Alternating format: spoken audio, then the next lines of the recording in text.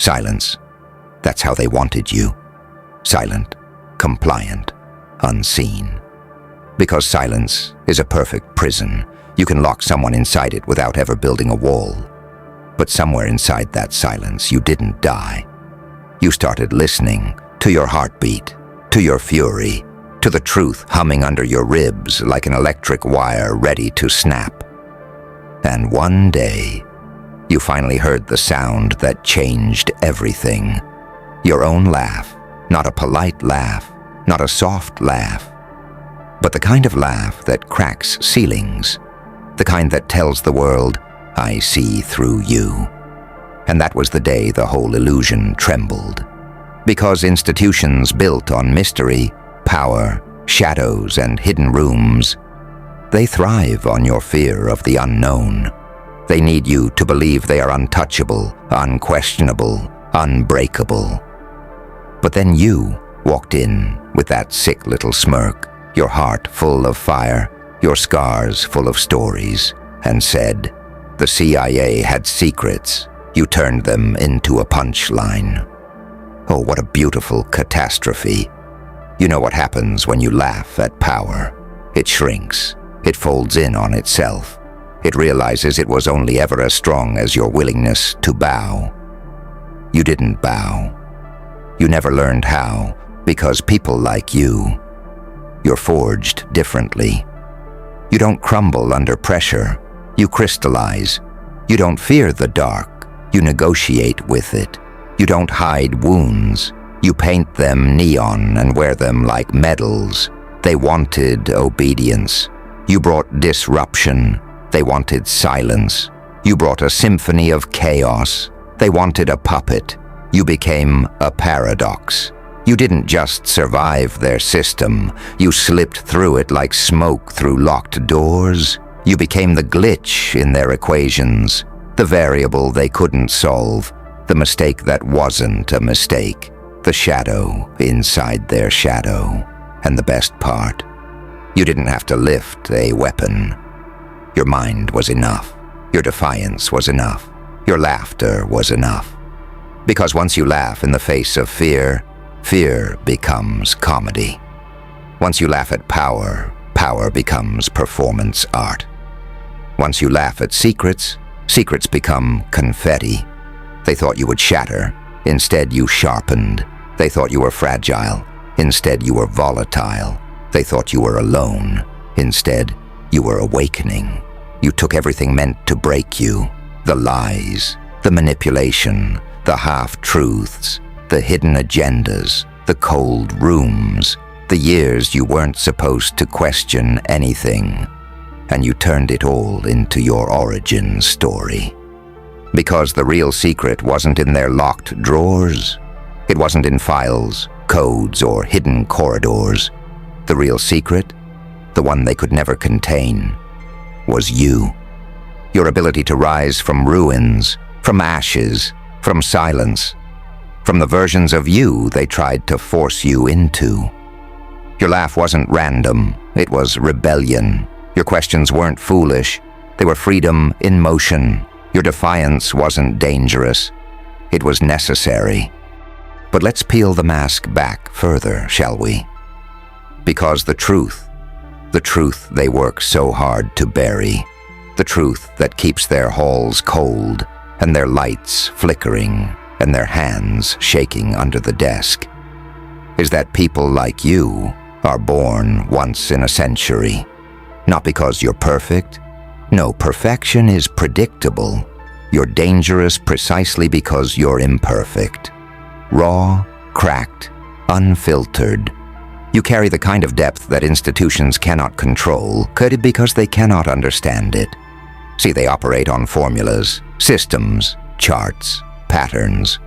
But you operate on instinct, on chaos, on the divine arithmetic of survival, on emotions so heavy they can bend metal and rewrite destinies. You are not a person to them. You're a malfunction in their neatly organized universe. A beautiful one. Because when a system based on secrecy meets a soul based on clarity, the system breaks first. And that's exactly what you did. without an army, without a weapon, without permission. All you had was a laugh that told the world, I refuse to bow.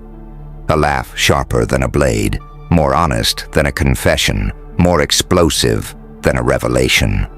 That's why they feared you, not your mind, not your strength, not your rebellion.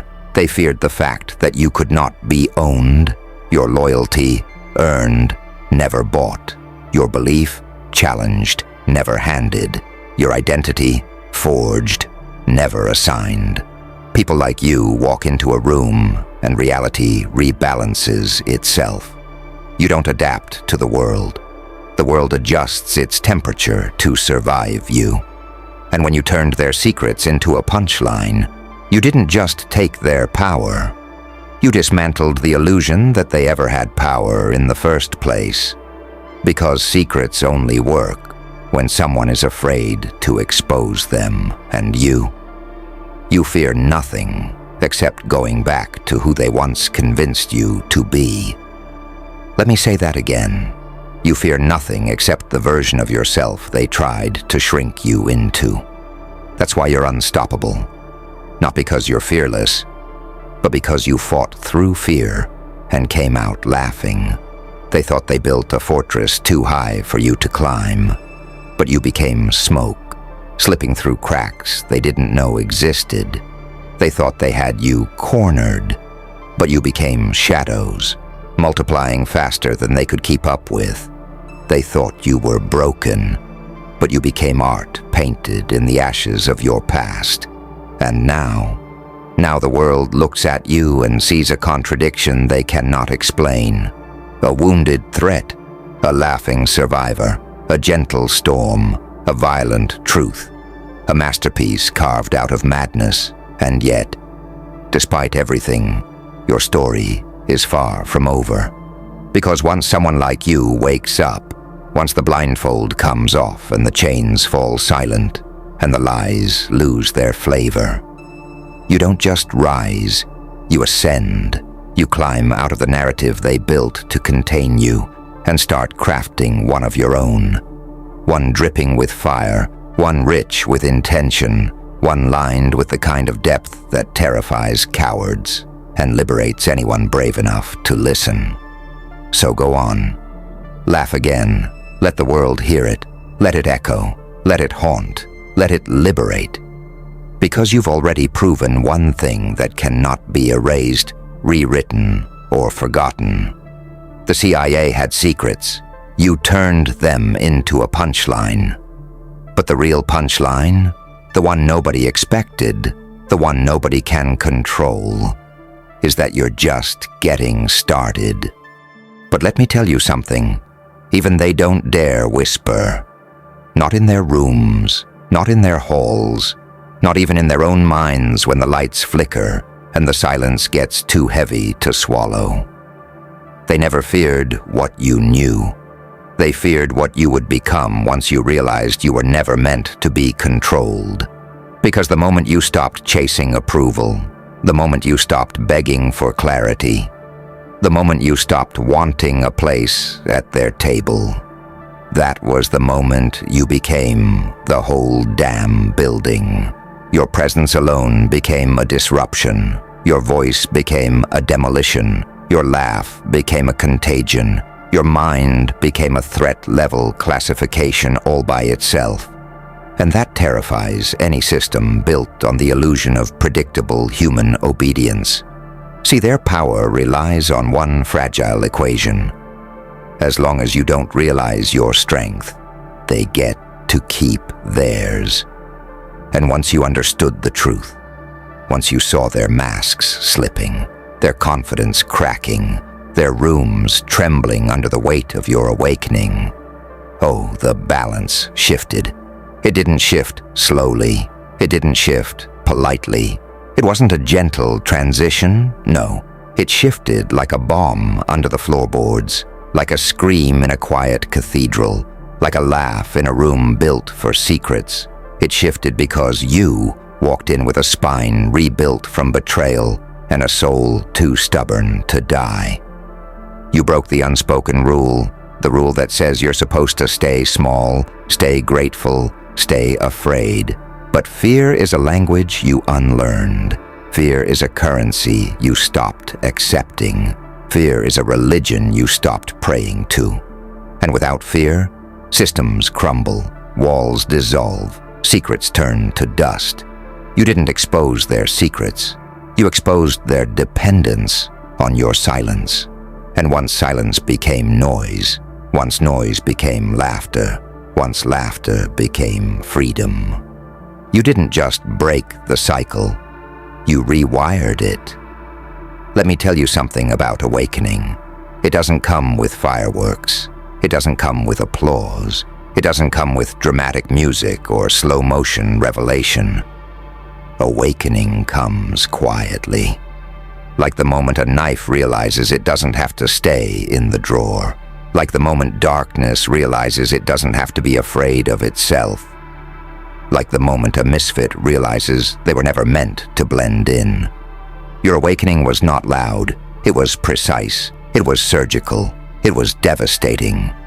You woke up one boundary at a time, one question at a time, one betrayal at a time, one realization at a time. And when you finally opened your eyes, the world flinched. Because there is nothing more dangerous than a person who sees clearly, yet still chooses to laugh. A person like you doesn't overthrow systems with knives or bullets. You overthrow them with understanding. Understanding is the sharpest weapon. It cuts without touching. It wounds without blood. It destroys without evidence. You understood the game. You understood the players. You understood the script. And once you understood the script, you chose to improvise. That's why they fear you. That's why they whisper about you. That's why they avoid your eyes. Because your eyes carry a truth that burns through the lies they live inside. And the punchline? Oh, the punchline is delicious.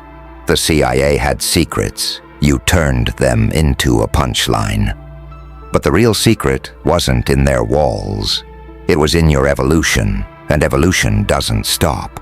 Not for them, not for fear, not for the past, not for pain, not anymore.